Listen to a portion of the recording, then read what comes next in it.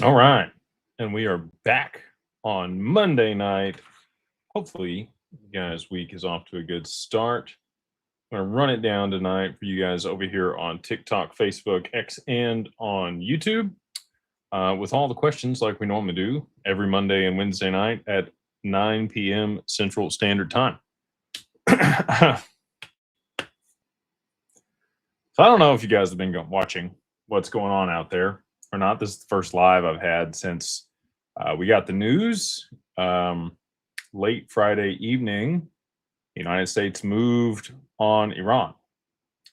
And since then, we've had a lot of conflicting information about the close of the Strait of Hormuz. Doesn't really matter at this point. Is it open? Is it closed? Doesn't matter who says. Ships are getting blown up. There's problems. The people insuring this stuff don't care if it's closed or not. The last 24 hours, the insurance, if they're being insured at all, has gone sky high to get through the Strait of Hormuz. So that tells me, and we've seen a lot of other oil manufacturers shut stuff down. You had Saudi Aramco stop production. You've had Exxon also looking to stop production now there in Israel and the Middle East. They're capping it off. They're like, well, till this conflict's over, we're just not going to pull any more out of the ground because we don't know how long it's going to take. And we don't want this stuff sat, at the dock or on these ships for, longer than we've already got exposure for. We did see, an 11% spike in oil priced in yen on the open on Sunday night. Not quite enough for the Bank of Japan to have to raise interest rates just yet. But I do believe that will compound. I think we might wake up tomorrow with things a little bit different than they are this evening. We'll have to see how that plays out. But, oh, my wonderful wife. Thank you. Hey, no more super chats tonight. I've got Bluey. I got a Bluey cup. All right. Well, that kind of threw things off for a second there. I appreciate my wife and the tea. She's wonderful. So back to the oil, though. All right. We're waiting on the Bank of Japan to raise interest rates. We've got the first domino. Okay. I've given you guys my bingo card, what I thought was going to play out at the end of last year. Obviously, that did not take place. We're here 2 months later, and everything's on the table for this to roll here in a very advantageous way for XRP. So what's next, right? Because everybody's asking me, how long is this going to take? What's the price going to go to? Is it going to go down? And then is it going to go up? Is it going to go straight up? Should I buy more now? Should I wait later? This is my time for my disclaimer. Nothing here is financial advice, only for entertainment and educational purposes. If you need financial advice, you should go speak with a financial advisor. And you can go to Digital Ascension Group and Digital Wealth Partners, and they can provide that for you. They're licensed. They have the 65. I'm not that person. I'm not licensed.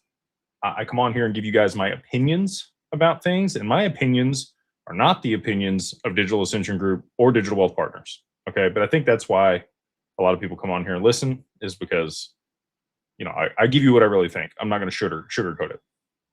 So, all that being said, now the disclaimer's out of the way, I don't know. The big I don't know. I just see the dominoes. I see what's up there. I see a certain order and cascading events that has to take place. I know what the long-term outcome is. I know that XRP has to be a much higher price to be able to save the back-end settlement of markets and de-risk in a credit crisis, which is what I think unfolds from the spike in oil that we're getting right now. But there's other things that still have to take place, right? And this is where people, will kind of trail off, and they're like, well, what if this happens, but this doesn't happen? And what if that happens, but this happens instead? Look, I've got my thesis. You are entitled to yours. Okay. I put mine out 2 years ago, and we're literally to the day. Today, 2 years ago, I put out the domino theory, and we are here. Everything that I laid out in that original video has either come to pass or is coming to pass right now. So buckle up and hold tight. If you do have an allocation, if you don't have an allocation, that's up to you. You make your own decisions. I'm not here to tell you what to do. So, next we'll have the Bank of Japan come in and raise interest rates. That's still going to take oil to go a little bit higher here. I think that they're going to have to be backed into a corner, and then they'll use that as a scapegoat and say, oh, we had to do it because of, you guys attacked them and it caused this. Now it's your fault. And they can point the finger instead of it being the Bank of Japan, which they need to raise interest rates anyway, but this gives them kind of an excuse to do so that's not their fault. When that happens, pandemonium in markets is going to break loose. Does that mean crypto goes higher? Does that mean crypto goes lower? I don't know. I do think that there's going to be an impact on Tether when the reverse carry trade unwinds. And if that's the case, I would expect that there would be a lot of volatility in markets. People would be shuffling money around. Exchanges would also go insolvent and be shuffling money around. Probably best to just sit on your hands. I don't know I can't give you financial advice. What I'm doing is I will be sitting on my hands. I will not be trying to buy or sell or catch a falling knife or exit on the way out. I'm going to let all the dust settle, see where things are at, assess the situation and what I have at my disposal, and then make good financial decisions from there. So I know people are excited. I was doing my happy dance earlier today. We got, Reuters and Fox and many other large publications saying that the strait is closed. And then later they came back out and said, well, the US says that it's open. Doesn't matter. Insurers, people aren't moving through the strait. Okay. And if they are, they're, Russia and China tankers, and they're supported by the BRICS nations. And we don't want to poke those bears, right? Like, we're not blowing those ships up. Israel and Iran and the other people in the region, all kinds of stuff going on. I don't know if the US staged those drone attacks in order to get the other people in the region on the US side. There's a lot of conspiracies out there. Don't know which ones are true, which ones aren't. We will find out on the other side of everything that's going on here. All I can say is this is what I've been waiting on for literally 2 years to the day. So if you weren't excited, it's okay to be excited.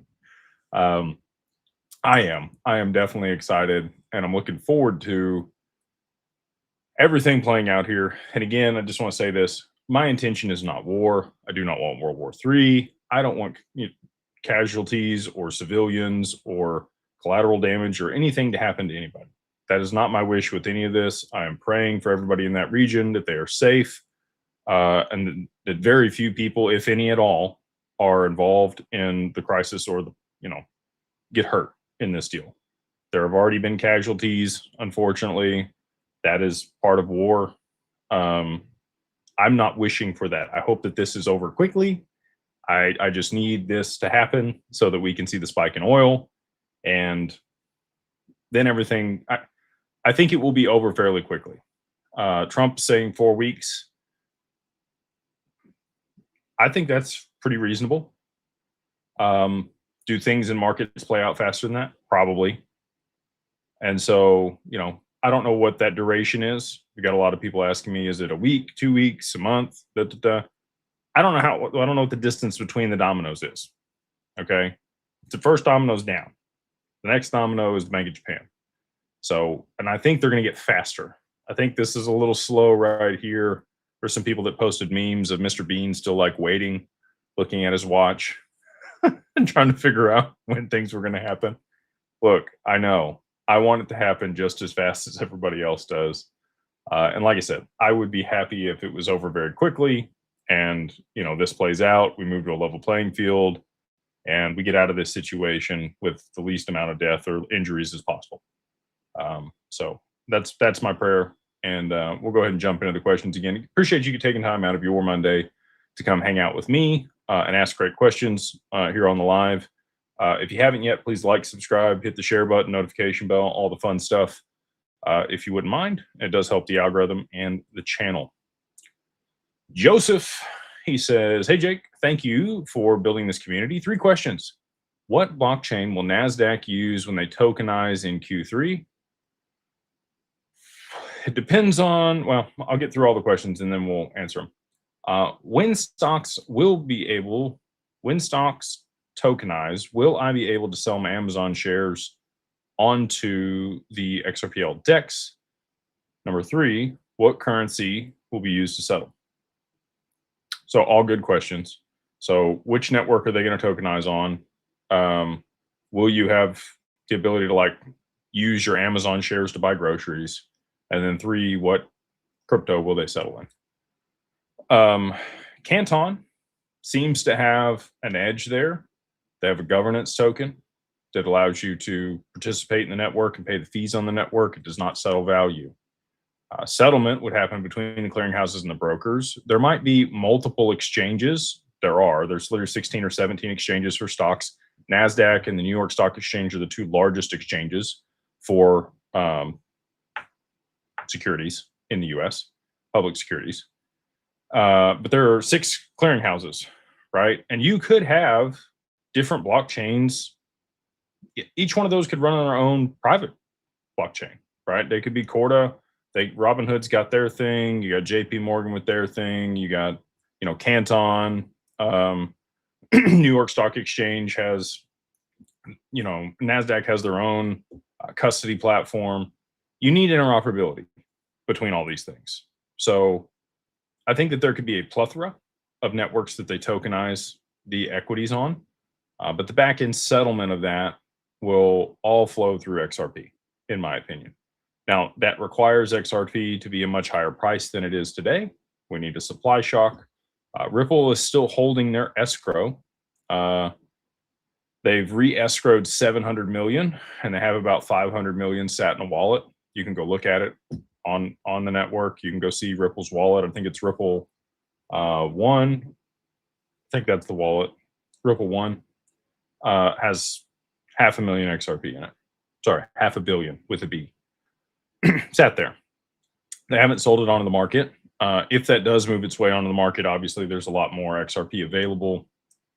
If they hold it, not a whole lot of XRP available at this point on the OTC desk and the dark pools. So we'll have to see what they do. But it's really kind of balls in their court as far as controlling the supply and what's available out there. And I know people are salty about that. They use it to fund their business. I don't make any bones about that. But at any time, they could decide just to stop. And that really would cause a supply shock. There wouldn't be enough XRP out there, especially if there was huge amounts of demand. So maybe that's what they do. We'll see. I'll keep watching the wallet, see if they're going to move it anywhere. You can always watch Whale Alert over there on Twitter.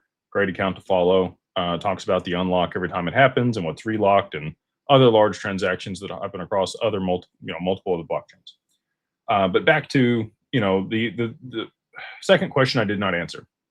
So when we were at XRP Community Night there in Denver, at ETH Denver, shout out to Ray Fuentes for putting on a panel the next night.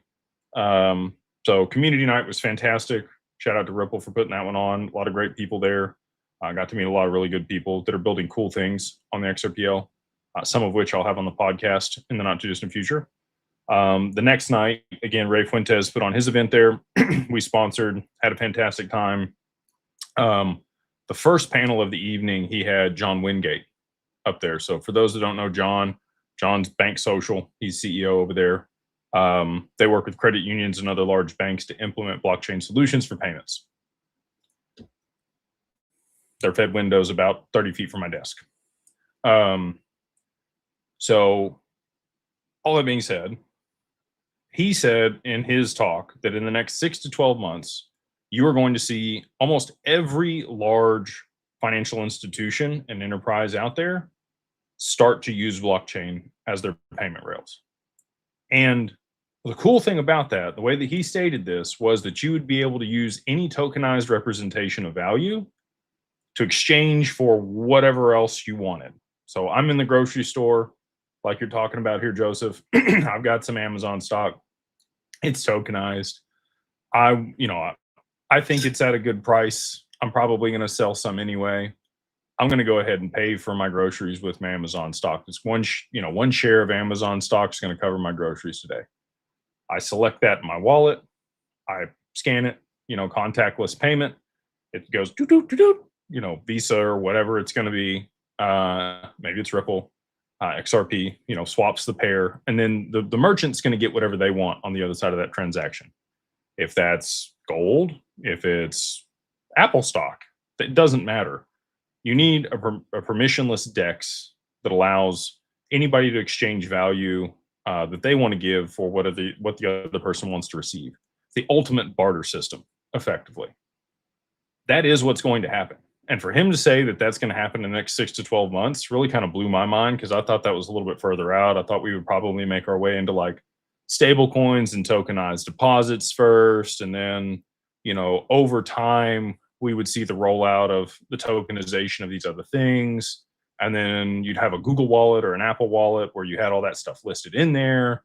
And then you'd be able to like select that and pay. And I don't know if you guys remember this or not, but Digital ID, Global ID had a partnership with Uphold back in the day. And they had an XRP card.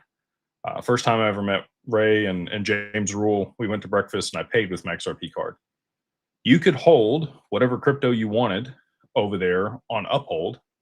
And if you wanted to pay in stables, if you wanted to pay in cash, if you wanted to pay in XRP or Bitcoin or ETH or whatever you had, you would just log into the app, you'd select whatever you wanted to use, swipe the card, boom, boom. That's how I think this is going to work. I think you're probably going to have your default, item that you use to pay, whatever that's going to be. Maybe that's a line of credit against your XRP or your other crypto, right? Or whatever else you want to use. And then if you want to change it, just like you have a default browser or default whatever on your user interface on your computer or your phone, it'll be the same way for default payment. So I think that's how it's going to be. Based on what John said, he's saying 6 to 12 months, which just blew my mind. I'm hopeful for that, but I'm also, realistic. I think it's probably closer to, 24 months before we see mainstream adoption of that. I'm sure the capabilities will be there in the next 6 to 12 months, but I think for the average person to figure out how to use this and start trading their stocks for groceries, it's going to take a little bit. Chris, my man, he says, will oil price continue to go up the longer the Strait stays closed? The answer is yes, my man. The answer is yes. I'm going to take a sip of my bluey tea here. Oh, that's good. All right. Up next, we got Mark Mann. He says, BOJ Deputy Governor has said he expects to shift to a more neutral monetary policy stance by continuing to raise interest rates via monetary policy rate hikes. Your thoughts? They need to raise interest rates. I mean, if you look at their 10-year bond yield, it's at 2%. It's above 2%, and their interest rates are still at 50 bips. They need to come up all the way to about 2%. That's 150 bips from where they're at. I don't know that they're going to do that in one move. They're talking about moving up a quarter bip, every couple months or so. They have just been holding since August of 2024. And they saw the volatility in the market. And so they've just held there. Same thing with the Fed. The Fed started to lower their interest rates, which we need to. Our inflation's ticking up. And employment numbers are also, we just had Block lay off 4,000 people to implement AI at their organization, and their stock price went up 23% in one day. Look, I don't agree with that. That is a trend that's going to continue. You're going to see more and more of these large organizations start to lay off people in droves to implement AI. And the unemployment numbers are going to skyrocket. The only way that they're going to be able to combat that is to lower interest rates for people so that more people have lines of credit and access to capital so that they can create more jobs and stimulate the economy. And obviously, if money is moving faster through the economy, then, that'll help also. Velocity of money would help. All that being said, though, that was wild to see. And then the response in the market, people like shareholders were happy about that. I mean, that's a lot of cost that the company just cut out. I get that, and more profits for shareholders. But I don't know, ethically and morally, I have a hard time with that one. it's going to be a weird paradigm that we move into here. I hope you guys are ready for it. And look, I knew AI was moving fast. I knew LLMs were moving fast. I used Claude this weekend. I've been using ChatGPT and Grok. Okay. Claude is next level. And I just used it a couple months ago and I was like, it's not about the same as the other ones. It is head and shoulders, in my opinion, above ChatGPT for sure. Grok is also pretty good. But like it spit stuff out for me in 3 to 5 minutes that would have taken me literally all day to do and go research and all this stuff. So if you're not using LLMs, if you're not using AI, highly recommend that you start looking at this stuff now, because the pace at which things are going to move from here is going to get exponentially greater. This is going to sound dystopian, so just bear with me. I really feel like in the next 2 to 3 years, most white collar jobs done. Democratized access, like attorneys, high paid attorneys. This stuff's getting really good. Like I have high paid attorneys that are using it and they're like, oh no, it's getting really good. And there's still a few things here and there they have to check it on, but like same thing for financial advisors, same thing for really any professional services out there, which is all that we do at Digital Ascension Group, by the way. So I am viscerally aware of what we have, the intelligence that we have on our team, and the AI addition to that. So we're going to be definitely leveraging that in our business, which I'm excited about because we don't have 3, 5, 10,000 people that work for us. We have about 100 people. And if we can augment their ability to perform at a high level, they can make a bunch of money working for us. And we can serve, 10, 20, 30, 40, 50,000 clients with not as many people. And so we don't have to become bloated. We can make sure that we're, leveraging AI, but still have a human connection. I think that that's going to be one of the biggest things as we move forward here is community and human connection.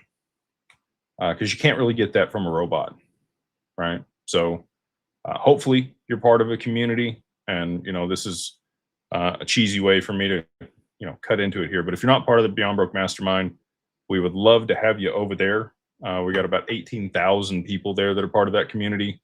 16,000 of those are connected to the Discord. Still trying to get the other people on the Discord so they can get access to all the cool stuff.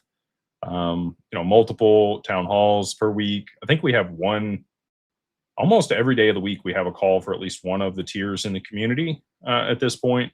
More in real life events than any other crypto community out there. Do private deals, financial education, business resources. Always want that to be, I want people to feel like, wow, I would pay more for this. So if that's something you're interested in, you go check it out. It's month to month, no contract.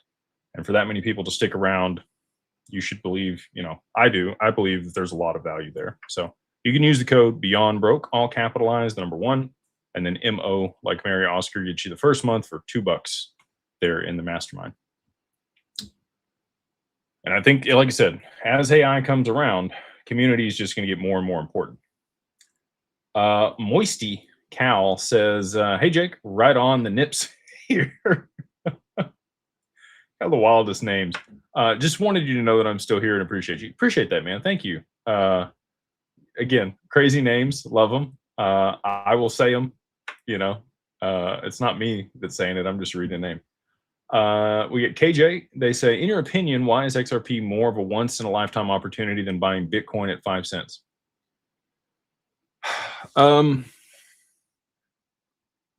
So the reason I believe that doesn't quite exist yet. And this is my speculation, right? And I'm just one person, take it with a grain of salt. The reason that I believe that that's the case is Bitcoin, I don't ever believe will be premium collateral.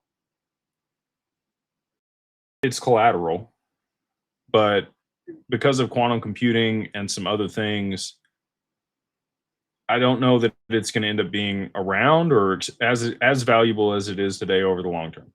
I would love to be wrong. I would love to see it go to $1 million. then, you know, XRP and Bitcoin will both be in a once in a lifetime opportunity. I don't know that that's going to be the case, though. I think it just has a lot of vulnerabilities. I view it as like the Napster of crypto, first mover, disrupt the industry. Apple Music and Spotify come along and stomp it, and it's gone potentially. XRP, when it becomes tier one collateral, this will be the first time that you could have ever bought something besides gold at a very low price in a very short period of time that appreciated that rapidly, that was then used for that purpose. So there's a lot of contingencies there, and that's why I would say it's more than a once in a lifetime opportunity, a once in ever. I don't know of anything else that's ever going to be this type of opportunity. And I know how like crazy, because I don't have a better word for it than that sounds, but that's what I really believe. I believe that this is what's going to run the monetary system for the next at least a couple thousand years.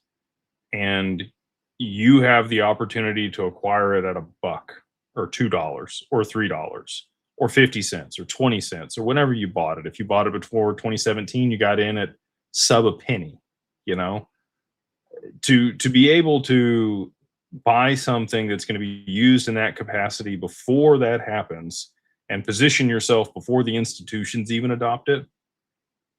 I was talking with our CEO, Aaron Freeze, about this the other day, you know, and she gave a really good analogy. If you haven't watched the talk that we had at ETH Denver, highly encourage you to go watch that. But in that talk, she talked about, you know, financial institutions and products and this industry have really worked top down almost for forever. You know, the large investment banks or other people would build whatever these products were, and then they would sell them to their clients. Crypto is the first time that's ever been bottom up. Like, you were able to get in on the ground floor, buy these assets with no regulatory clarity. Your financial advisor didn't shill them to you. They're not getting paid on them. You found this on your own volition and research and something outside of, you know, maybe your buddies told you about it, but like the institutions were not the ones that were championing this, and they did not shill it to all of their clients. This has been a grassroots movement, something that's coming from the ground up. And that's the other reason, you know, and you could point to Bitcoin for that too, right? Like the main reason that I think Bitcoin is not as good an opportunity as XRP is the status of the collateral post price appreciation and implementation of this stuff in the near future. If when the BIS comes out and says that, you know, XRP is tier one collateral, everyone will want it. Everyone will want it. And big people will want it. And they will pay a premium above and beyond whatever the actual spot value of it is, just like people do for gold now. And you'll be able to leverage it at very low interest rates. You'll be able to earn income off of it for the rest of your life. There's going to be a ton of ways and applications to be able to leverage this. It's going to be the most, I'm trying to think of the word, utilized as it could be, but like a Swiss Army knife. Like, you're going to have access to whatever you want, whenever you want, if you've got some XRP to be able to participate in it, especially if you have larger amounts of XRP. So again, just my 2 cents. I'm just one guy on the internet. Take it with a grain of salt. You might believe Hype or XLM or HBAR or Cardano or one of these other ones is going to be the thing. And again, I think it's a multi-chain future. I'm hopeful for that. The other thing I was going to say earlier, Charles Hoskinson's come out and is very pissed off that Ripple has their banking license and they're positioned on the side of the banks at this point, even though they were the black sheep of crypto the whole time and pretty much shunned by everybody and called the banker's coin the whole time. And now, you know, that the XRP has clarity and nothing else does, he's like, well, they climbed the ladder and then pulled it up behind them so nobody else could come. Charles, you've been salty the whole time. It didn't matter, you know, during the lawsuit you were salty. Now it's post lawsuit, and Ripple's been friendly the whole time with him. So I don't know what his issue is. But all that being said, Ripple could absolutely shut the door on the rest of the industry here. They could just say, all right, we'll pass the bill as it sits. Anything else that's issued as a security, and off they go. And the CFTC will be left to govern the ones that aren't securities that were, fall outside of the statute of limitation that were filed in, call it 2020 or before. And yeah, pretty much leave the rest of the industry behind. I don't think that that's what Ripple wants to do. At least that's not what they've stated. But they absolutely could. And if that becomes the case, Larry Fink has said that they want one blockchain to issue all of these financial products and solutions on.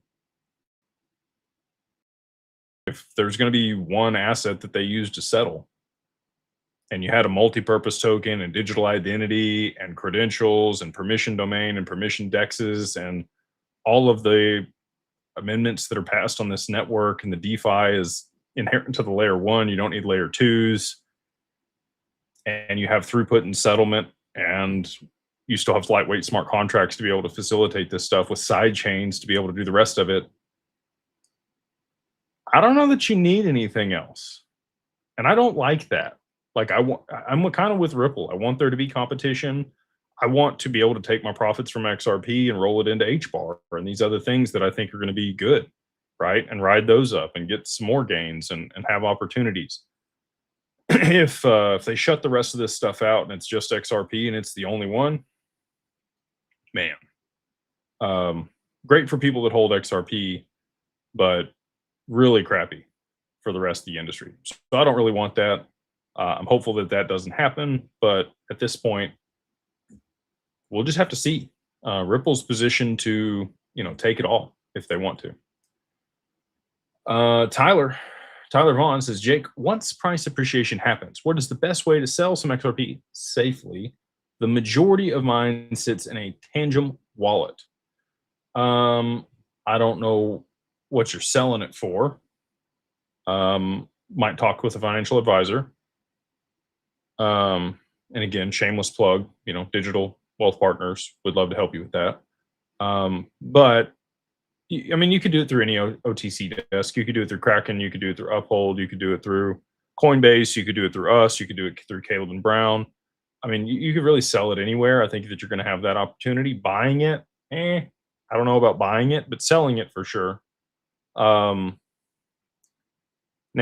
the main concern with that is when you're taking it to your bank account, if you're pulling in 6, 7, 8 figures, and you've never had that amount of money wired to your bank account before, and you haven't had a conversation with your bank and it's moving into your personal account from a crypto exchange, you can bet your biscuits that that thing's going to get flagged, frozen, held. It's going to be a problem for you. And again, not trying to fearmonger. I've just seen it happen. I've had it happen. Okay. That's how I know.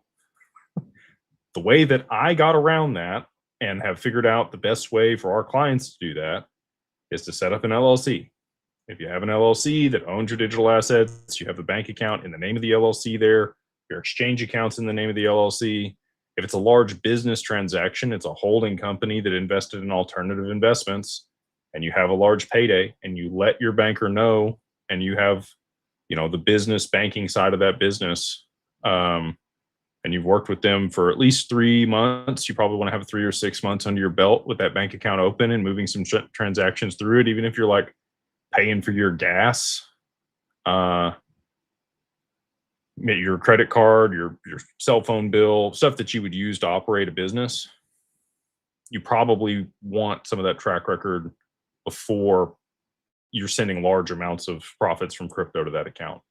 So again, if you want help with that, we would love to help you. You can go over to digitalfamilyoffice.io. We'll walk you through everything, help you set up the LLC end to end, give you all the operating agreement, everything else you need for $2,000 if you use the code 50OFF50 OFFDAGLLC. That's 50 OFFDAGLLC. So all that being said, that would be my only, not really advice. Again, I can't give you advice. My experience that I'm hopeful that you will listen to be able to make sure that you don't have that same situation. I can't believe this actually happening. How long do you think the Strait of Hormuz will have to be closed for oil to jump to $100 plus? And when to expect Bank of Japan to call an emergency meeting to raise rates? Once oil in yen, priced in yen, so you can look at Brent crude, you can look at WTI. It doesn't matter what type of oil you're looking at over there. Okay.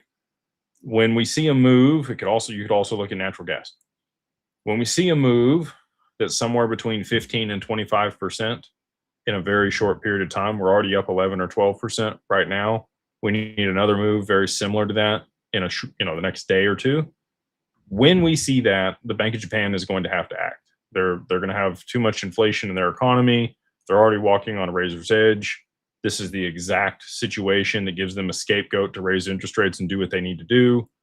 I think at that point we will see an emergency meeting. So if it's longer and they can, navigate this, if it's drawn out, it's not going to have the same effect, and they're probably not going to have to do it as rapidly. They probably wouldn't have an emergency meeting. But if we do see another big move higher in oil this evening or tomorrow, when I say big move, at least a 10% move in a short period of time, they will have to act. We're back up to the high here. Actually just pulled up exchangerate.org.uk/live-oil-prices/oil-jpy.html.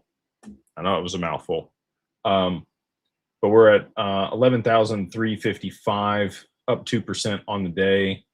We're right back to where we saw it move to over the weekend here. And if we see this move higher, if there's another 10% move here and we get into, call it 1,200, 12,500, somewhere in there, and we've done that in this period of time, that's when the Bank of Japan is going to have to act.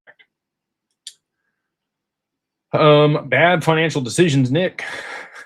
He says, just wanted to thank you for everything, and God bless you and your family.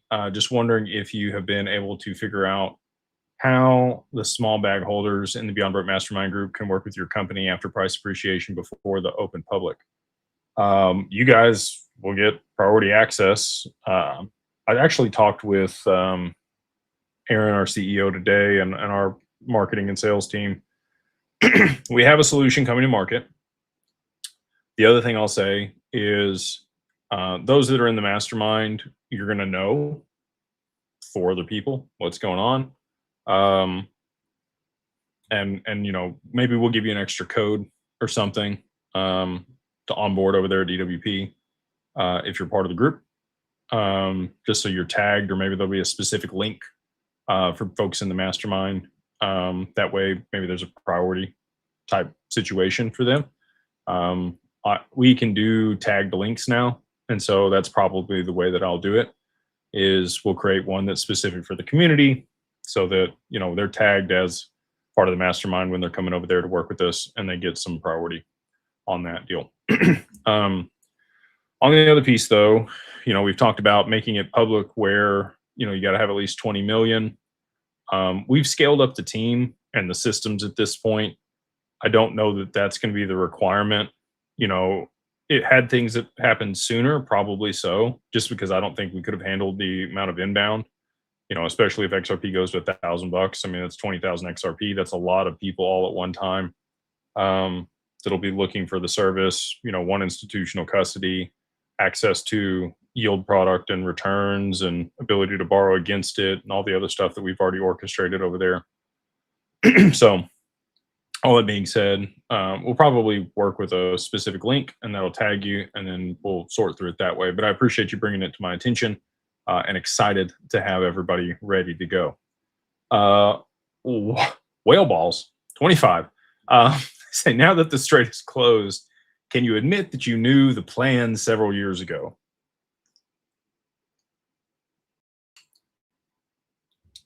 So again, like, I have never been told this stuff explicitly by anyone. Ever. By the way. I looked at things objectively, and there's some Riddle stuff out there too, right? To kind of point you in the right direction for things.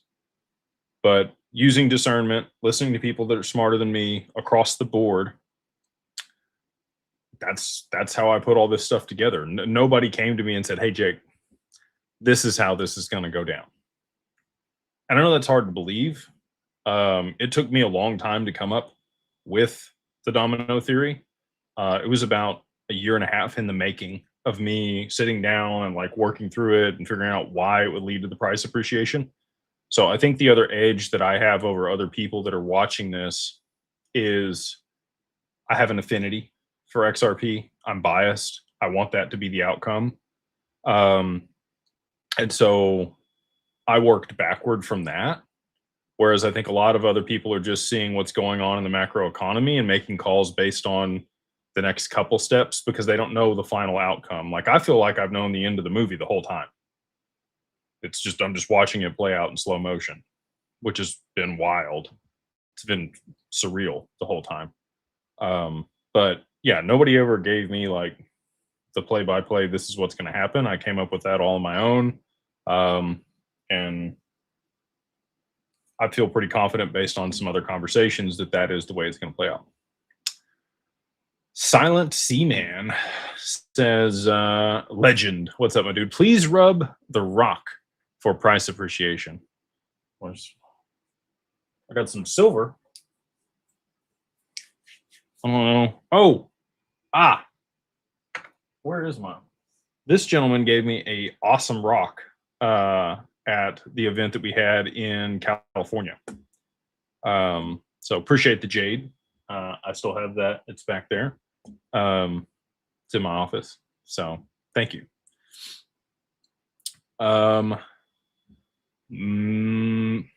Michael, he says, good evening, Jake. God bless you and your family. God bless you, dude. Appreciate you being on here. He says, why do a lot of XRP content creators are against institutional custody? I don't think they're against institutional custody. I think it's really the whole industry, right? So I'm weird. This is the other thing I would say. So a lot of people are comfortable holding $500,000, $1 million, $2 million. I've even seen like $3 million on their ledger or their device, and people are okay with that. They're like, all right, like I'm taking it with me everywhere I go, and I'm not leaving it out anywhere, and I'm like super secure with my stuff. When you get to like 10 million, 20 million, 50 million, $100 million, you're not keeping that on a ledger. And if you are, you're a crazy cowboy. Okay. You just like, that is a lot of risk. And cool, if you're self-sovereign and, you know, not your keys, not your crypto, and that's how your life is, awesome. For me, I am not that cool about that much money. Okay. I want institutional custody. I want to hold my assets in the same place that BlackRock's holding theirs. That's like Fort Knox, secure, insured, segregated, bankruptcy remote, all the stuff. They're still my assets. I control them. I tell them what to do with them. I have opportunities that I'm not going to get anywhere else if I've got it there. That's how I look at it. I think the way that other people look at it is they've got 6 figures or 7 figures on their cold wallet, and they're very comfortable holding that and using DeFi and risking a little bit here and there and borrowing against a little bit, Nave and Compound. And the vision for their life might just be a little bit smaller. And there's nothing wrong with that, by the way. Everybody has their own vision for their life. I'm not hating on anybody's hustle. I just have a big vision, okay, for what I want to accomplish and what I want to do. And so for me, institutional custody is a component of that. And that's why we built what we did. We have many clients that still hold some assets over with other exchanges or brokers, some on a cold wallet, and then a portion in institutional custody. I think that's great, right? Now you've got some diversification. Maybe you got your long-term bag in institutional custody, you got your trading bag, and you've got another bag that you're going to sell or do something else with. blend against, play in DeFi, do some other stuff with. Nothing wrong with that. Okay. For me, you know, you might look at my situation and say you're super risky.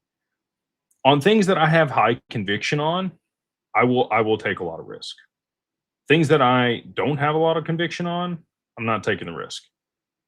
I've had to manage 12 wallets before. I don't want to do that because that's the level of risk tolerance that I have for how much I was willing to hold on each wallet. I'm not managing all those seed phrases. My wife, it would be a horrible situation for her to inherit that. She would have no idea what to do.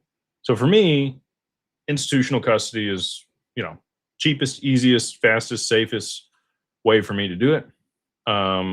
In my mind, again, it's like an insurance policy. I don't have to worry about it. She's on the account. My kid's on the account. Everything's good to go.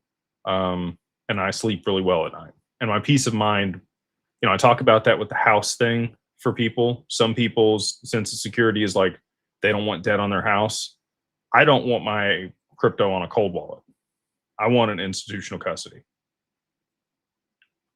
That's how I get my peace of mind. I'm okay with debt on a house. So everybody, to each their own, right? But again, I don't think anybody is necessarily against institutional custody. I mean, hell, there's a lot of people that say they have institutional custody that don't quite meet the standards that I think qualify as institutional custody. But you know, that's not here or there. I think everybody's entitled to their opinion, and everybody. You also have, and I'll be fully transparent. Like I have a lot of incentive to get people to invest with us and hold their assets with our firm. I own a lot of the equity. Almost all the equity. So like there's enterprise value, there's ego attached to that. There's a lot of things, right? So again, take it with a grain of salt. I have my own objectives behind what I come on here and talk about and my opinions. I am biased and I'm transparent about that though. There are other people that have biases and, you know, interests that don't disclose those things. I fully disclose those, like Decent. They're an affiliate for it. We're an affiliate for Decent. I make like $5 or $10 on each one of the wallets that somebody buys through our link. I just want people to have access to good stuff, and I feel really good about the products and solutions and services that we provide to the public and our clients. There's been lots of things in my life that I'm like, I can't sell that because they don't need it. Like this is all stuff that I needed. And so it's easy for me to come on here and talk about it. And anyway, so I'm belaboring this. Appreciate the question. And God bless you and your family. Appreciate the kind words. To the Moon says, in 2024, I went to Mecca and prayed for financial freedom. 2025, I was directed to you. That's not a coincidence. Thank you for what you do. BlackRock ETF question.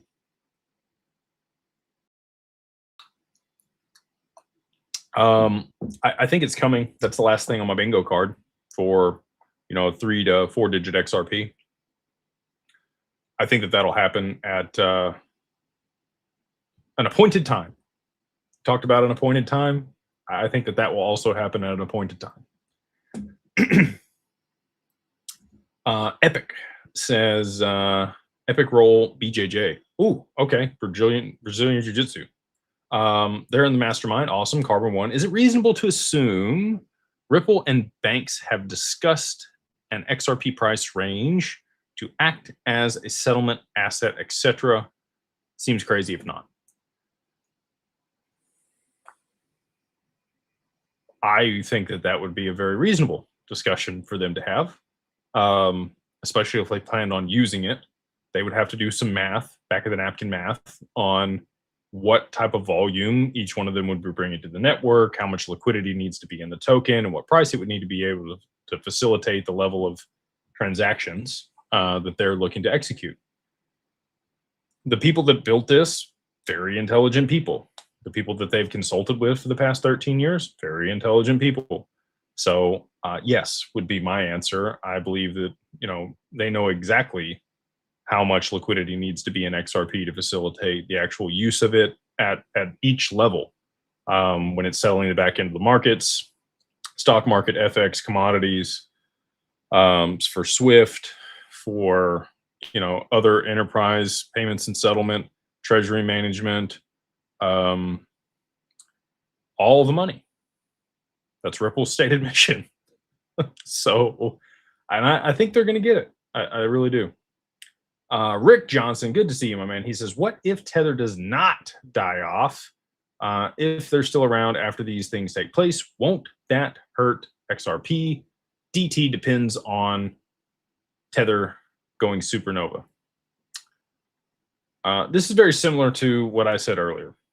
And I appreciate it's a good question, Rick. But there's a lot of, what if my cat, gets on my sofa and pukes a hairball? Like, what if this happens or this doesn't happen? I have my thesis. We'll see if it plays out or not. If I'm wrong, I'm happy to be wrong, and I'll come on here and say I'm wrong. Until we see what the result of the reverse carry trade is going to be and where Tether sits after that, I'm going to continue under the assumption that they are going to go illiquid, and that XRP is going to need to replace it on the exchanges, very similar to what Shane Ellis put out in his theory. Again, everything that I've compounded and put together here is an amalgamation of other people smarter than me that have talked about this stuff for a long time, and I think it'll be orchestrated in a specific scenario to derive the outcome that we're all hoping for.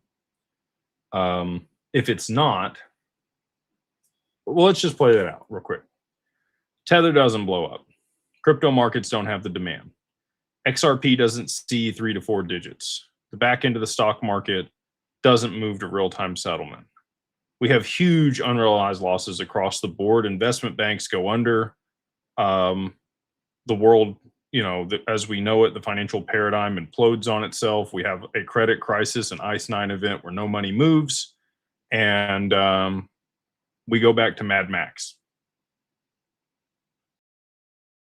So if Tether needs to blow up for XRP to move to the situation where it can provide the solution in this scenario, I think they're going to do that. Maybe they don't have to pull that lever. Maybe the BlackRock ETF and the Evernorth and the demand from the institutions is enough. I don't think it's going to be, though. I think you're going to need the additional demand from the exchanges, and that's what's going to cause a supply shock, because when the exchanges need XRP, they're not going to be selling it. And people are going to be clamoring for it. And when there's way more demand than there are, is supply on the market, that's when you're going to see huge price movement on the exchanges and on the open market. And that's what would drive it to have enough liquidity to start facilitating things. If exchanges don't go illiquid and Tether doesn't blow up, I don't know that there's enough demand for the supply shock to happen at the scale we need it to for us to get out of this financial crisis that we're on the precipice of. I don't know if that's the answer you wanted, but that's the answer I got for you. Confucius says, Roydman Claver is a master pusher of hopium to the masses every Monday and Wednesday, injecting the butts of thousands with hopium. Hey, look, there was somebody on there the other day on Twitter that said, you just give people hope. And I was like, yep, thanks. Appreciate that. I sure do. I'm sorry that I give other people hope for betterment in their lives and, like reaching their goals and dreams or aspirations. I don't know. But yeah, I appreciate the kind words. Excited to have you on here and appreciate the super chat and all the support. He is racking them up tonight. We got Mr. Johnson again. He says, Dr. Feelgood, we are there. Strait is blocked off. No oil spike. What is going on? Our butts are full of hopium injections and track marks. Waiting on the Bank of Japan. I do think that we're going to see another move in oil here. Last night we had Saudi Aramco get attacked, and they shut down production today. We've had Israel come out and talked to, I think it was Exxon, and they're no longer producing out of that region. If they all just cap it because they're concerned they're not going to be able to export it and get it where it's going, it really comes down to the same situation I've been talking about, where people yell fire in the theater. Doesn't even matter if it's legit or not. There's going to be enough belief and perception around it that it is going to drive the price substantially higher. Where are we at on crude? And it doesn't matter so much for the US dollar, by the way. I think a lot of people get hung up on that. They're like, well, oil and US dollars hasn't spiked. It's come up a little bit, but it's not going to. Like, we have other avenues where we can get oil. And that's, what Trump's done. He got Venezuela, and now he's getting the Middle East. And both of those regions were who were supplying China. And so now he's got leverage in those negotiations and conversations also. Some people playing checkers, some people are playing chess, some people are, high level master chess players. If you're thinking, I've talked about this book before, but if you haven't read it, I would encourage you to go read Your Next 5 Moves by Patrick Bet-David. He talks about, thinking through multiple steps ahead. And the people that are at the highest level in business or politics or the world, really, that's what they're doing. They're 5, 10, 15 moves ahead, and they know what the responses are going to be of the other people, or the potential responses are going to be of the other people that they are involved with. So I don't think we're going to see a huge spike in dollar-denominated oil. What I'm mostly concerned about is a huge spike in yen-denominated oil, and we've already started to see that. That's what's going to cause the BOJ to have to raise them rates. Miguel, he says, Trump banned a CBDC. Some think we could still launch. Some think one could still launch on the XRP. Why would it use XRP over RLUSD? Partnerships mention XRPL and RLUSD, not major XRP adoption. So what makes you confident XRP will rise? Oh, man. You must be new here, Miguel. That's okay. I'll run you through it. Let me take a drink of my tea because it's going to take a little bit. Okay. So the US or any country is they're not going to want to give their money to somebody else. They would prefer to make the money themselves. They want to hold their own treasuries. So if they were going to give it to Ripple, Ripple would buy the treasuries from their company, their country, or whatever else, and they would earn the interest on those treasuries. Why wouldn't somebody else do that and back their CBDC that way? And then they earn the interest and they don't have to pass that through. They also want private people buying US debt, right? But they're not going to use RLUSD. They're not going to make Ripple the de facto treasury for the US. Maybe they are, but that's going to suck for Ripple holders, people that are holding the equity there. Like, that never going to see the light of day. It's just going to become a quasi-government deal. I don't think it's going to happen. I think there's a lot of enterprise value there. I think it'll maintain a separate company. I think the treasury at the US is going to be who's issuing our currency at some point in the near future. Tokenized deposits, I think it'll be backed by gold and other things to shore things up. So all that being said, the other reason that you need XRP versus a stablecoin is what I just talked about earlier. I want to pay in Apple stock, or I want to pay in USDC, or I want to pay in Tether, or I want to pay in Bitcoin. You want to receive something else on the other side of the transaction that's not that. RLUSD is not a DEX. XRP is on the DEX. It can be routed through XRP very easily. It can settle real time between the counterparties, 3 to 5 seconds. RLUSD is also an issued asset on the XRPL. It can be controlled by other people. So Ripple literally can claw it back or do whatever they want with it. They can freeze RLUSD. XRP, they can't do that. The origin account's been black holed, and they can't ever mint any more of it, nor can anybody freeze it. That's the biggest piece for institutional adoption and government adoption globally. Because right now, if you participate on SWIFT, you can be sanctioned. You can be cut out of the global economy, like North Korea and Iran and or Iraq, and Russia is the other one. The BRICS nations don't want that. They need a level playing field. They need something that they can participate in on their own merit, and they don't want to be subject to somebody else deciding who gets to participate and who gets to play. So for all those reasons, we talk about how it gets to a higher price, through the domino theory, but that is why they will use XRP and not, a counterparty like Ripple. Not that I don't like Ripple and RLUSD. I just, as a sovereign nation, that would not be my choice. The old nail pounder says, my hero, Mr. Legend. I appreciate you, man. Good to see you. He says, listening or sitting on a few limit orders at $1.25 to $1. Do you think we've hit bottom? I'm really tired of pounding nails. Thank you to you and the boss, the tea lady. I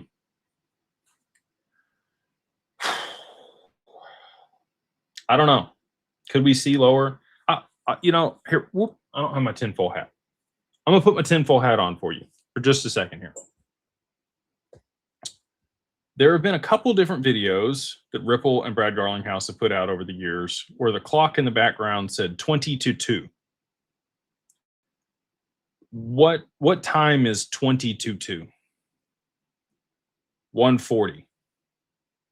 What's the price of XRP right now? $1.40. Seems like a lot of things are playing out right now.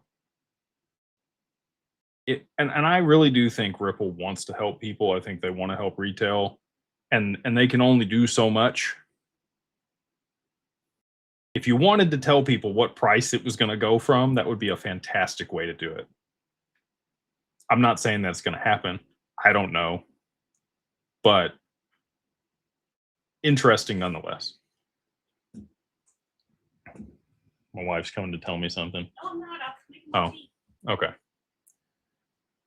Honest Aim, he says, Mr. Legacy and the Tea Lady. JP Morgan CEO Jamie Dimon today said markets worldwide could start to see resemblance, starting to look like 2008 financial crisis. Isn't he instead positioning the new digital monetary system? Thoughts?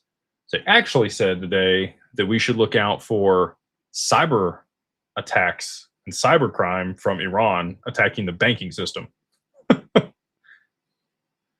What a crazy prediction that would be if that were to play out, in the near term. I think it could happen. Would be interesting if it did. We'll see. So all that being said, yeah, look, people are taking out a lot of puts right now on private credit and other stuff. They're positioning themselves for a huge amount of default, and buying insurance on that. It's the highest levels it's ever been, much greater than 2008. Credit card,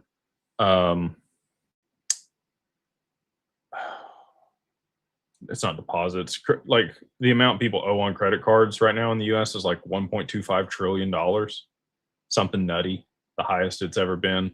You've got home prices in a position where sellers can't sell their home. 1 in every 7 sellers is selling their home right now because people can't afford it with the interest rates where they're at and the way that things are working. Yep.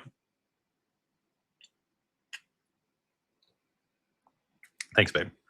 It's very hot. All right, no more Bluey for you guys.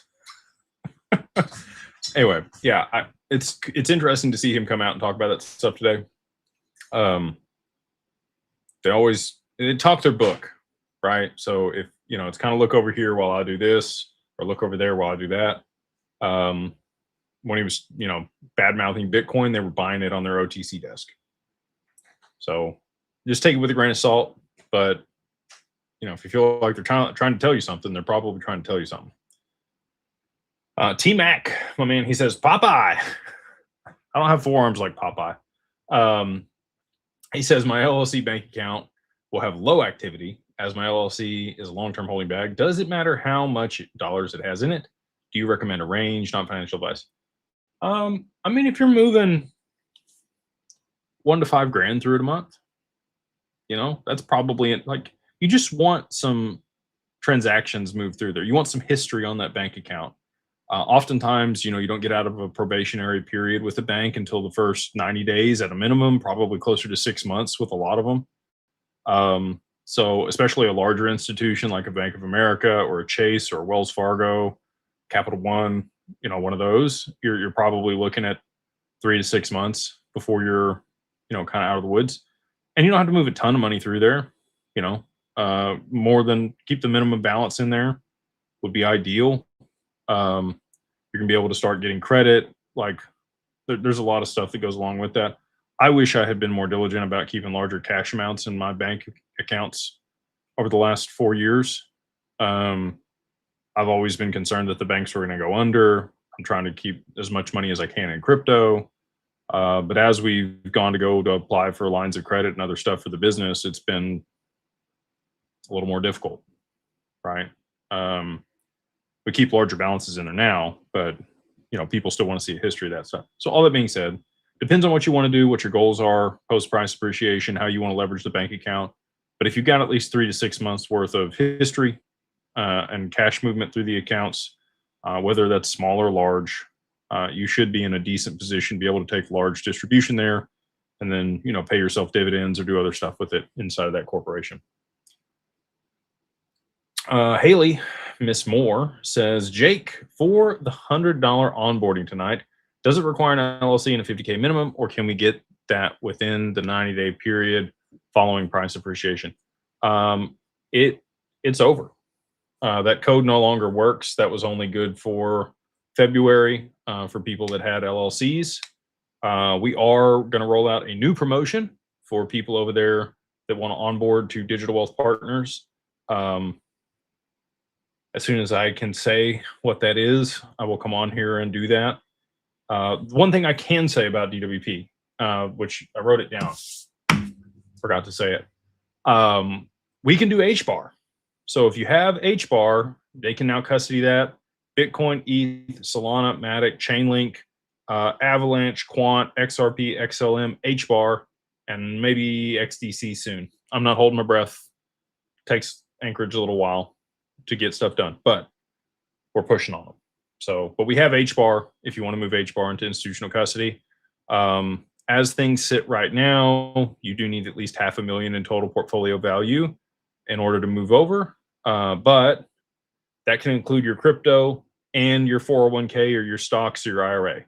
So if you have something from an employer or a self-directed anything, and you want to move it over with your crypto, then you're good. We can do that. We can take you on as an individual if you have at least 50,000 XRP.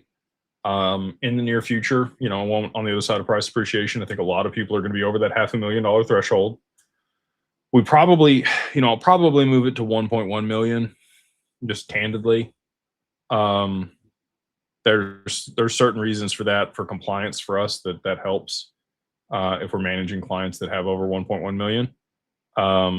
So that's probably the minimum that we will have post price appreciation. So, if XRP goes to $1,000, that's 11,000 XRP. There's a lot of people that have 11,000 XRP, and we're working on other solutions for people that don't have that much. Look, any amount is awesome. Whatever you have, that whatever's a lot for you is awesome. Any amount that you have is better than no amount, in my personal opinion. Again, not financial advice on this stuff. But yeah, unfortunately that special did end. We will be rolling out a new special in the near future. If you want to learn about that before anybody else, you can go ahead and join the Mastermind. Go over to beyondbroke.com, use the code beyondbroke, all capitalized, the number 1, and then MO like Mary Oscar gets you the first month for $2 there in the group. Month to month, no contract, cancel at any time. But I mean, with 18,000 people still paying and hanging out, I should probably tell you something. Michael, he says, is it possible for us for the US Gov to prop up Japan and delay the carry trade. Also, I work as an exclusive GC down the street from DWP. Reach out. We can get you through the gates. God bless the tea lady. Okay, I'd be game for that. We're going to need it in the near future. There's a couple of GCs here in Dallas, by the way. I don't know what type of properties you renovate or what you do, but would love to learn more about that. The US is already starting to try to prop up that, so they've already been buying yen to strengthen the yen against the US dollar. You've already seen Warren Buffett and Berkshire Hathaway come out and make a pretty significant allocation to yen. They know what's coming. They need to be a liquidity provider when all of it plays out. And so they can only do so much. When the Bank of Japan raises interest rates, not a whole lot they can do at that point, aside from what they've already done. Anubis XRP says, Jake the legend. What's up, my dude? Thank you. I says, thank you and the tea lady for all that you do. Doing some research, doesn't the Bank of Japan, Fed, ECB have to officially recognize XRP as collateral reserve asset for them to use it or for it to be used? Thank you for helping me understand. Well, I don't know if you saw this today or not, but this one kind of snuck under the rug with everything else going on. The DTCC listed Hidden Road, or now Ripple Prime, with the capability to be interoperable with the DTCC for derivatives and other trades, options, and other stuff. Kind of a big deal. David Schwartz jokingly said that on his Twitter. If you want to go look at his page where that was posted, he said, seems like a big deal, because it is. It is a really big deal. And that's just one more, foot mark in the snow toward this becoming the thing that we think it's going to be. For them to use it, they just need a designation. They need to know how it's going to be taxed. We already have all of that stuff here in the US because of the clarity that was provided during the Ripple lawsuit. And by FinCEN, 2014, FinCEN stated that XRP in and of itself was a currency, not a commodity or anything else, actually. So if it can be used in that capacity, they're good to use it.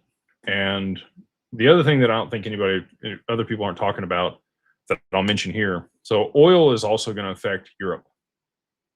Europe is already teetering on the edge. They've been talking about rolling out, the digital euro. The ECB is in a bad spot. You got Christine Lagarde over there. They're also going to have to raise interest rates pretty aggressively here for their currency not to have issues, because their oil jumped 50% last night with Saudi Aramco shutting down. So get ready. There's going to be defaults. There's going to be bankruptcies. There's going to be other issues there out of Europe in the coming days. And I think that could be a catalyst for the financial system to shift also. One Mind says, what's up, bro? If you held Knight, XLM, Flare, Cardano, and XRP, would you sell everything and put it into XRP? What would you do? Love you, bud. Thanks. Cool. I can't make those calls for people, man. That's not my position. That's not my decision. You need to go talk to a financial advisor, work through your risk tolerance and your convictions and what your long-term outcome is and time horizon and all that with them. I can only tell you what I'm doing. Okay. And then you do with that what you will. I'm not giving you advice. I don't own any of those other things. I only own XRP. I bought a little bit of hash when it was a little higher than it is right now. I've actually down on my money on hash a little bit. That's all I got in crypto. That's pretty much my whole net worth outside of the equity and the businesses that we own. So up to you, make your own decisions. I sold my Flare at 29 cents on the way down. That may have been stupid. I might look stupid later on. I look really smart right now. This person says no Cardano or no ADA. Absolutely not. I did make money on Cardano in 20 and 21. I bought it at about 9 cents before it ran up to over $1. So I did well on it, but I consolidated all of that into XRP in 2022. So, and you can call me a maxi, that's fine. This is my deal. Diversification is a hedge against ignorance. I spend all day, every day in this space. This is all I do. That's all I watch. It's all I look at. This is my lane. This is where I have competency. And so for me, I would be dumb not to hold everything there, in my opinion. But again, that's me spending countless hours, 5 to 10 hours a day working in the industry, going on crypto Twitter, talking with other, extremely intelligent people. And our advisors will tell you not to do what I'm doing, by the way. They will say you should probably have some diversification, you should hold some other assets, you should probably be more, less siloed in one position. I look at wealth like a tree. So if you've already got a tree that bears fruit, it's got branches, it's spread out, right? You're probably diversified. But if your tree's still a sapling, if you only got 100 grand, if you only got a couple $1 million, if you have less than $10 million, you still kind of have a sapling. Like, that's not enough to retire on. So until you really have enough to actually retire, and your portfolio and the amount that you're holding there is large enough that it can bear fruit and pay you a consistent return in a very low risk way to cover your income and your bills and live, a comfortable life for the rest of your life, you're probably going to be more siloed. Everybody that I've seen that's created substantial amounts of wealth for themselves has been all in on one thing. And that one thing has to work. And when it does, that's when they diversify is after. So again, I'm not telling you what to do. I'm just telling you my position, what I hold. Probably go talk to a financial advisor. Like I said, they're going to give you a very different opinion than myself on this. And they are licensed to do so where I'm not. Evolution of Chris says, can you explain how you think Tether is going to implode when they are one of the largest holders of gold? That's actually one of the reasons I think they're going to implode. So I think they have private debt and credit on their balance sheet alongside the gold, the Bitcoin, and the treasuries, the short-term duration treasuries. They are the 16th largest holder of U.S. treasuries. They've soaked up a ton of treasuries over the past 3 to 5 years as China and Russia have sold them off. They've been a great scapegoat for the Fed to not have to print money and buy those back. I believe that Bitcoin and gold will both fall. Bitcoin to like 20,000, gold back down to 2,000 or 2,100. And I am alone in this thesis, by the way. All the people that I believe have a significantly higher intelligence than myself don't think that's going to be the case. You got Jim Rickards talking about $10,000 gold. You got, Lynette Zhang. You've got Andy Schechtman. You've got Peter Schiff. All these people that have been doing this much longer than me are saying we're still going up. I think we're in for a flash crash. I think when the reverse carry trade unwinds, you're going to see liquidity get sucked out of everything. It's not going to matter where your money is.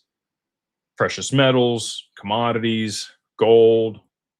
We just went over that. Precious metals, stocks, bonds, crypto, currencies. It's not going to matter. All of them are going to take a huge haircut. Real estate, it's going to have a complete reset in price. It all needs it. Like, people can't afford stuff. There needs to be a reset. There needs to be a deleveraging. There needs to be a devaluation on things. So all that being said, that's my thesis. And that's why if we saw a 30%, 40%, 50% drawdown in gold and Bitcoin, and that makes up, call it 30%, 25, 20% of Tether's balance sheet, you could see it depeg. And once confidence is lost in something, there's problems. The other way that it could go, so that's one way. The other way that it could go is through the Epstein documents and Howard Lutnick and Cantor and everything else that's involved with Tether over there. The drug cartel and the gentleman that they just killed in Mexico was one of the largest traffickers of Tether and Bitcoin. Look, I don't make the rules. Okay. If they tie it to that and they say that we got to sanction this for the betterment of humanity, it's getting sanctioned. They can already sanction protocols. They did it with Tornado Swap. And then, everybody stayed away from it. They wouldn't use it because they thought it was going to be a problem. They would get sanctioned or, be caught up with the US government in the OFAC list. Same thing could happen for Tether very quickly. So I think it'll be one of those two things. I think it either depegs because of the reverse carry trade unwinding, or there's something that comes out in the Epstein files and the US government decides we're going to sanction this protocol. And it's USDT, right? Like they've already pivoted. They already have USAT at this point. They've got Tether Gold. Like, why would you make these other things if the long-term goal was to continue with USDT? You wouldn't. So anyway, just my 2 cents. Again, might play out differently on the Tether piece than what I've just laid out there, but that's my best guess. Desmo, dude, thank you for the super chat, man. So kind. I'm at a loss for words. Thank you. He says, Jake, hats off to the tea lady. I hope all is well with the family. Take the mods out for drinks. They've been working overtime in the mastermind. Also, not happy as you did not give my question serious thought on how many licks to the center to pop. Then Liners pointed out you guys might be too young, still pounding the drum for lower interest rates on XRP loans. So, I mean, if you watch the owl, he says a 1, a 2, a 3, and then he, bites to the center. I am old enough to remember the Tootsie Pop commercials. I tried that one time and I got like 97 licks in before I got to the center. So I don't know if that's an exact number or a science, but when I was about 7 or 8 years old, I literally did that. So there, now you've got your answer. I don't know if that was worth $500 or not, but yeah, I definitely need to take the mods out for drinks. They've been working overtime. Shout out to the mods in the Beyond Broke Mastermind. I don't ever give them enough praise, and especially on here. But for those that don't know, we have 5 fantastic moderators over there in the mastermind, and they do a ton for that community. They're in there all the time answering questions. If we didn't have them, the community would not be what it is. The culture would not be what it is. So just very blessed and grateful for those good people that have been around for 3 years there in the mastermind at this point to get to this where we're at, which is, it seems like forever. It also seems like it went by in the blink of an eye. I don't know if you guys ever feel that way about stuff. And then, yeah, on the interest rates, we are absolutely pushing to bring those down. Coinbase is going to help with that. We've already seen them lower it to 6 or 7%. The industry itself is going to see, underwriting risk at a much lower premium and cost in the near future as we see appreciation come in. And I'd expect that we'll see interest rates for XRP somewhere between 5 and 7% in short order. Ali Bishop says, should we be looking at crude oil prices or Brent? I went over this earlier. What's the difference? What's the BOJ look at? Keep up the good work. Sean Ray equals greatest uncrowned Mr. Olympia. Ooh. I mean, there's so many other people that I would say besides Sean Ray should have been Mr. Olympia. I mean, yeah, like you got Kevin Lavrone. I mean, you've got Tom Platts, you've got Danny Padilla, you've got who's Hunter's dad? Labrada. I can't think of Labrada's first name, but Labrada got second multiple times to Lee Haney. Like, Sean Ray's good, don't get me wrong, but like Lee Priest, like there's Dennis Wolf, like there's a ton of people that I would say would beat Sean Ray personally in their era, respective era, by the way. So just my 2 cents on that. I'm a historian. I don't know if I could still get through all the Mr. Olympias, but I bet I can. Anyway, so what's the difference? There isn't really a difference. You don't need to really care about it. You can look at whatever chart you want. We're looking for, somewhere between a 15, 25% move on oil, whether that's Brent or crude or WTI, doesn't matter. As long as it's priced in yen and we got a 15 to 25% move, you're going to know. They're going to have to move on it. We got Debbie. Hey, ma'am. She says, Jake, I've been receiving financial opportunities from you. I called you a scammer. Sorry if that was really you. Was it? No, it's not me, Debbie. I appreciate you calling them a scammer and not participating. And this is probably a good time for me to run this down. I will never message you. I'll never tell you to get on TikTok, or sorry, not TikTok, but what, Telegram or WhatsApp or any, like, I wish I had the time. I wish I had the time to message other people, and I used to early on. I don't any longer. Like, if you message me, somebody on our team will get back to you. But I do not do outreach on social media. It's not a thing I do. So if you are getting a message from me or somebody pretending to be me, verify that their account is me. It's highly unlikely. It's very unusual that I do that, but there are a few and far between occasions where I will. But for the most part, no. And it's definitely a scam, and you should avoid it, and please block and report those people. We report somewhere between 500 and 1,000 accounts every single day that are pretending to be me on social media. That's across Instagram, Facebook, YouTube, TikTok, you name it. They're everywhere. I wish there was another way, aside from us having the blue check mark and the other stuff that we do, for people to validate that it is us. And I wish that they had better resources to prevent people from scamming people.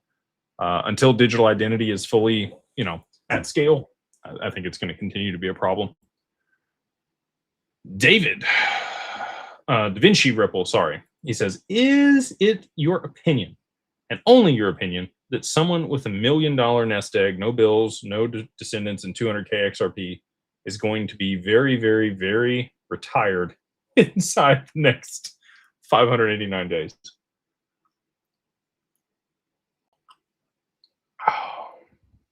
Well, let's do the math on it. You got $1 million cash. So you're going to park that in short-term treasuries or some type of laddered treasury strategy that's going to pay you somewhere between 4 and 6%. Okay. So you're making 40 to 60 grand per year off that. That is like your solitude, your fortress. You're good. Said you own your house, no bills, no dependents. Good there. So, I mean, depending on what part of the country you're in, you could easily live on $60,000 a year with no other bills aside from like gas and insurance and phone and some food. Okay. The rest of that 200,000 XRP, I think will be worth, and this isn't mine, this is not my opinion, this is Monica Long's opinion. She believes that we will see full-scale institutional adoption of XRP and the XRPL this year in 2026. What does that mean? That means XRP's got to be 4 digits. Like, there's not another way that happens. Okay, so that's her telling you 4 digits sometime inside this year without telling you that explicitly. So if that's the case, we're going to go the bare minimum. We're going to say $1,000 XRP. You got 200,000 XRP. We're going to add 3 zeros to the back at the end of that. You got $200 million. Probably going to be okay. I think it's safe to say you would be very, very, very retired. Inevitably when that takes place. Because that, I mean, even if you're clipping, our yield product that we're looking at, that's the lowest risk that you can get is 3%.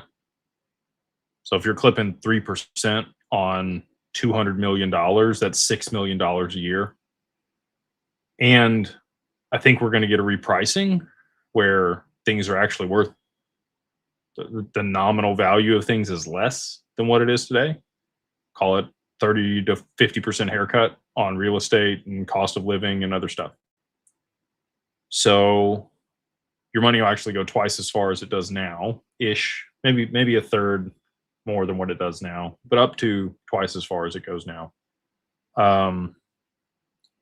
Yeah, I mean, if you had a $6 million income, well, it'd be 640 or 660, excuse me, because you're going to have that other piece that you got from your $1 million nest egg.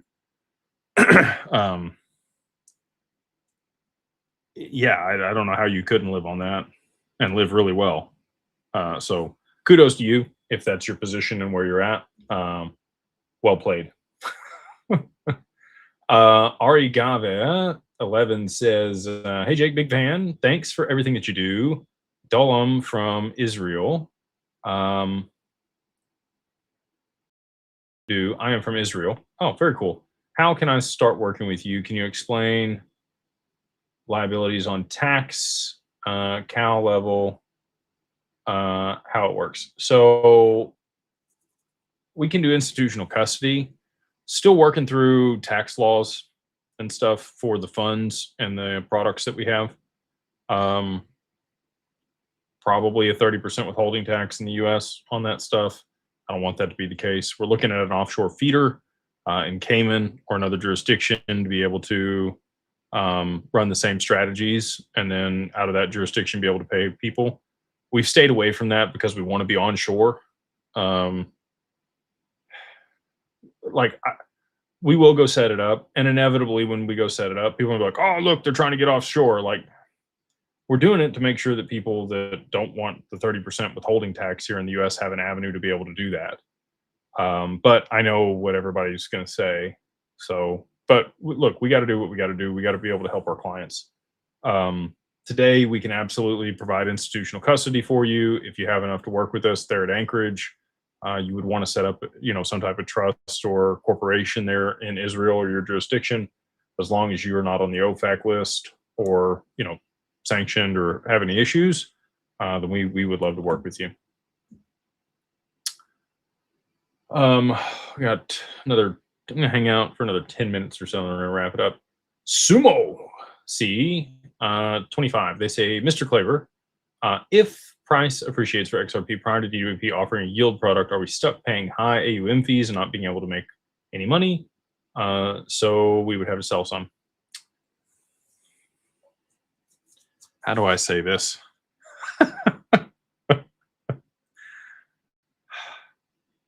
I would love to answer it the way that I want to answer it.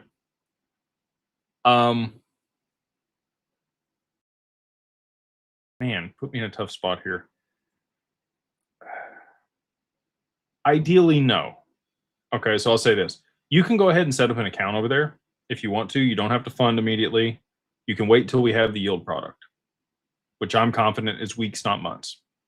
So if that's the case, then you don't have to move stuff in there. You're not charged AUM fees until you move assets in there, and you don't have to move them in there until we have the yield product. So if you want to go ahead and sign up and pay the $1,000 onboarding fee, we're going to run some other specials, like I said, here in the near future, to allow more people to onboard, and also to have better rates depending on what you have.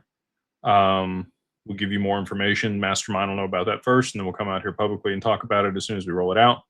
But that would be the way I would do it, is I would just get the account set up, go through KYB, get it established, and I would hold off funding it until my team is going to be mad at me for telling you to do that. But I'm with you. Like, I don't want people to pay for stuff they're not getting value for, right? Like, it's kind of a give and take. Some people view the AUM fees as their insurance policy against the loss of their assets, just like you have car insurance or home insurance or other stuff. It's kind of how they view that as it is today, which that's kind of how I view it today. I have, my stuff in the income fund and get a quarterly distribution. So I just kind of pay myself back. I still have to make the monthly payments. But the yield product will happen, and I'm excited for that when it does. Cyrus. They say, daughter and I love Bluey. Very cool. I DCA every payday for XRP. Love all that you do. Looking forward to working with you, DAD, DAG, and DWP after a 4-digit price. Looking forward to working with you, man. Bluey's fun. You know, my son's a little older now, and Bluey is not as cool. But there was a period of time where that was all he watched. This was Bluey.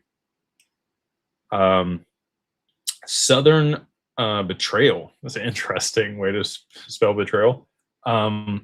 This can't be live. When I make too much, you no longer have a Roth. This can't be live. I mean, it's live. I'm reading it right now. I don't know. I don't know what you want me to do. It says, when I make too much, you can no longer have a Roth. And in 2026, all you can do is backdoor Roth. Come on, Jake, tickle my fancy and explain the nuances is out there. And what's the cost to open a bank charter? It is not cheap to do a bank charter. It's at least 12 months worth of paperwork and licensing and review, and then probably a couple $1 million just in legal costs and stuff to do it. Backdoor Roths are great. Would highly recommend that if you're looking into it. And DWP can absolutely help you with that. We have the only product out there where you can generate additional XRP in cash inside of your policy. If you want to learn more about that, you can reach out to digitalwealthpartners.net and our team over there. Just go to the Contact Us page and ask them about the IRA product that we've launched.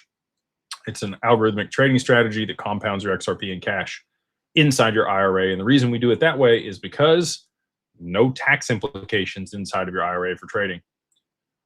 DFW Mike, my man, he says, evening, boss man. Had dinner last night with an honest guy. He's passing on the pertinent information to the next level. Almost like soulmates. Thank you for everything. Awesome, dude. I'm glad that you were able to go out and meet with him. Hope that, you know, that's the coolest part about the mastermind is good people meeting good people and creating relationships before price appreciation happens. That's one of the coolest things that's happened. Like, we have people that do meetups all across the US that we don't even host at this point. Like, it is wild to me. Like, there's probably a meetup once a week for the mastermind, depending on what part of the country you're in.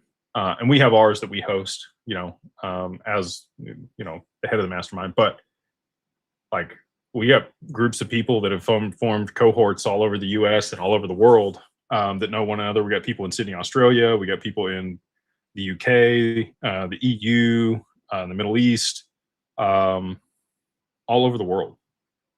I mean, you have these thoughts, you have these dreams, you have these aspirations, and to see it come to reality is just surreal. It's been wild. And again, if you want to be a part of that, all you got to do is go over there to Digital Wealth Partners. Sorry, not Digital Wealth Partners. Geez, I need more tea. Beyond Broke, beyondbroke.com, and use the code Beyond Broke, all capitalized, number 1, and then MO like Mary Oscar, get you the first month for $2. Tyler Vaughn, he says, do you think for sure the Federal Reserve is holding large positions in XRP to offset the national debt, as well as others to send us to the golden age? Yeah, I don't know that it's the Fed, but the Treasury, I think, is holding a significant amount of XRP and other sovereign nations to be able to offset their debt, and banks and other people as well. Lexi says check your DMs. Oh, all right. Hold on. I normally pull this up. Okay, he's got it over here. All right, I'm going to grab these other larger super chats before we wrap it up tonight. We got MD Calhoun. What's going on, dude? He says, Big Jake, love the digital asset advisor. Gold, silver, oil, digital assets, then rentals and land. Tokenization is the matrix. XRP is number 1. HBAR, Alien Tech. Super Jake, tell the crew where to be in May. Sellers are wussies right now, and buyers equals ballers. MD Calhoun. Appreciate you, Mike. Good to see you, dude. Yeah, there's definitely a lot there. If you guys want to go back and read through that super chat, we'll see who's here in May and who goes away. We've got, he said another one. He said, OMG, I'm finally in the community. Let's get richer. Get that XRP, baby. Only thing better is XRP is BA or MD Calhoun. Jake's for the survival backpack. It's the only thing I can carry my physical XRP in. Haha. Shut your beard, Charles. I'm assuming he's talking about Charles Hoskinson. Yeah. I'll say this.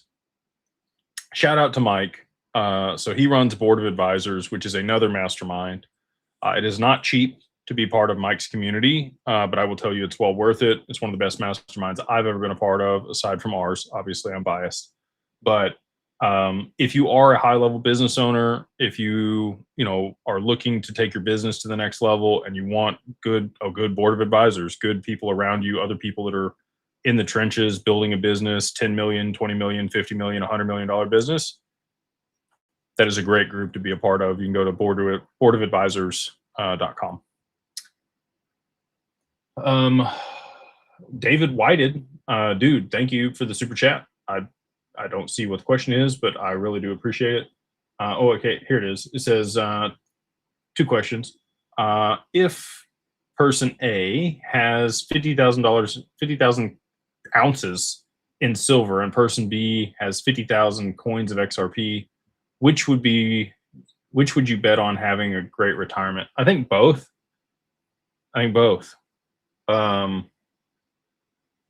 One's substantially less cost than the other one right now. I don't have my, well, let me see if I can get a calculator here. Yeah, all right. So my handy dandy calculator, my Blues Clues calculator, right now 30,000 ounces of silver at $88. It's $2.6 million. Not quite enough to retire on. You need silver to be about $500. I don't think it's going to get there. I think silver is going back to $50 before it heads higher. Again, take it with a grain of salt. This is my position. People that are smarter than me, like Andy Scheckman and all the other gold bugs, think I'm crazy. So you probably go with their thesis. If you think it's going to $500, we'll you'd have 15 million. Is that right? Hold on. Times 500. Yeah, you'd have 15 million. 15 million is enough to retire on. I don't know how you're going to put that silver to work, though, so you're probably going to have to sell it. You might be able to vault it somewhere where you're earning a yield on it in some capacity. Be low, even if it was 4%, though, like that's enough to live off of. When it comes to the XRP, if you have 30,000 XRP, and it goes to $1,000, which is kind of my low end, based on what Monica Long's saying, that's 30M. So that's actually twice as much money and probably the same amount of time. And again, I'm not so certain that silver actually gets to $500, but I'm extremely certain that XRP gets to $1,000. So, and if you're earning 5% on that, that's 1.5 million a year, probably enough to live off of. So out of the two, I mean, just as things sit currently, I'm going to have to go with the XRP position, 30,000 tokens of XRP versus 30,000 ounces of silver. Again, I know that that's going to be like very controversial on that take, but that's, my personal opinion on it. I'm going to grab 2 more, then we're going to wrap it up. We got Wayne. What's up, Wayne? He says, they say that the Clarity Act will pass by the end of April. If none of the dominoes fall into place, will the Clarity Act be enough to push XRP to higher prices?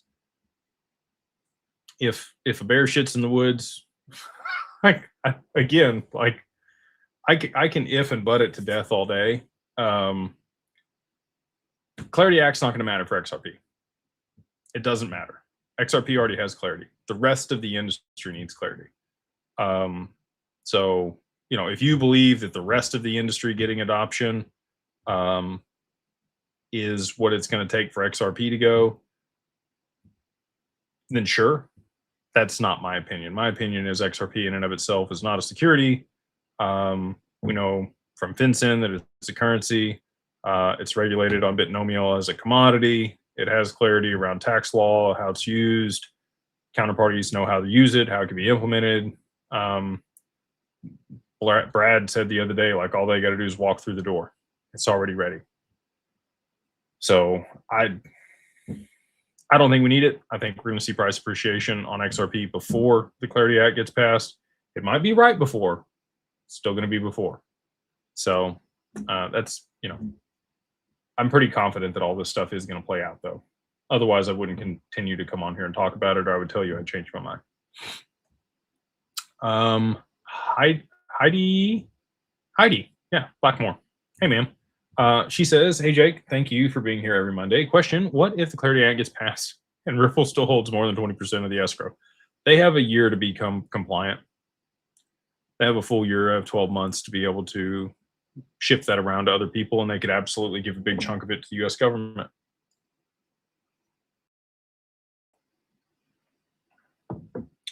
Weird. They're the only crypto company that stayed here the whole time, even though they were being pursued by the SEC and they could have got offshore. And the other top 20 projects are all offshore. None of them are here in the U.S. Weird. Kegs says, do you believe XRP's value will be driven more by regulatory clarity or by actual transaction volume growth? Neither. I think it already has regulatory clarity. We're waiting on a supply shock. I think you're waiting on a supply shock to move it to significantly higher prices, and then the utility of the network will hold it at a high stable value. But they need the price to be much higher before they can start moving the volume across the network. Again, just my personal opinion. Riz the Biz, they say, hey Jake, Carbon 2, I'm setting up a personal Roth IRA with DWP. Can I also set up a Roth solo 401k through my LLC with DWP in Anchorage? Yes. You can have as many retirement accounts as your heart desires over there with Digital Wealth Partners. And they would absolutely love to help you get those things set up. They can do a SEP IRA, they can do all kinds of stuff for you. Grab one more and then we'll wrap it up tonight. Alex says, hey, Jake, how much does oil need to be for Bank of Japan to raise interest rates? And when will BlackRock jump in? Also, BOJ moves or prior, after the BOJ moves or prior. Thank you for everything that you do for us. Again, I'm going to end it the same way I started it, which is I don't know. I don't have the answers. I just see the dominoes. I don't know in what specific order they're going to fall. What the volatility is going to look like, if you should wait and buy lower. Again, I'm being a little weird on the price here, but what are we at? We're at $1.36. We came down back a little bit. Rounds to $1.40. If Ripple's clock is right and 20 to 2 means 140, sure would be interesting if we, took off from there.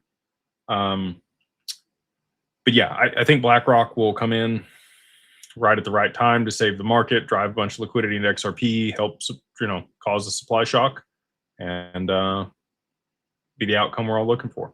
So with that, we'll wrap it. I hope you guys have a wonderful week. Thanks for coming to hang out with me on Monday. If you need an LLC, you want to work with us on that, you don't have to. But if you do, digitalfamilyoffice.io, you can use the code 50 off 50 OFFDAG LLC. They get you everything end to end for $2,000. If you want to work with Digital Wealth Partners, you can go over there to that digitalwealthpartners.net and use the contact us page. Reach out to an advisor. If you have more than 50,000 XRP, they will schedule a time with you, have a conversation, tell you the benefits, drawbacks, costs, all the questions that you have.